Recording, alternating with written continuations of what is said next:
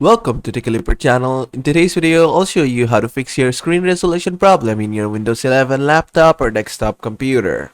Now, at first, just go ahead and right click on your desktop. From here, just go to Display Settings.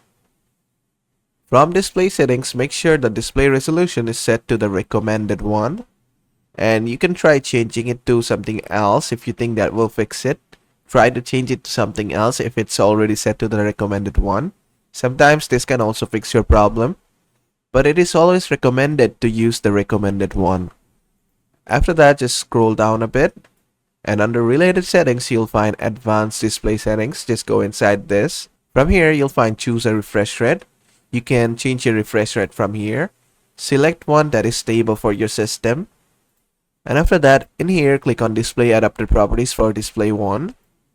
And you'll find this. In here, you'll see your graphics card. From here, just click on properties. Then just click on driver. Now, if you have recently updated your drivers and you're facing the problem after the driver installation, what you can do is roll back drivers. That means if the current driver fails after updating the driver, roll back to the previously installed driver, and this will fix your problem for you. And if you haven't updated your driver recently, what you can do is just go ahead and click on update driver. Click on search automatically for drivers.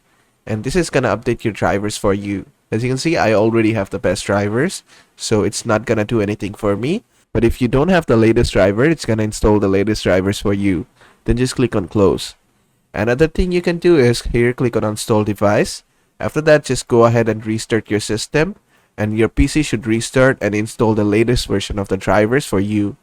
And basically that is how to fix screen resolution problem in your Windows 11 laptop or desktop computer. I hope this video was helpful. If it was, please give it a thumbs up and don't forget to subscribe.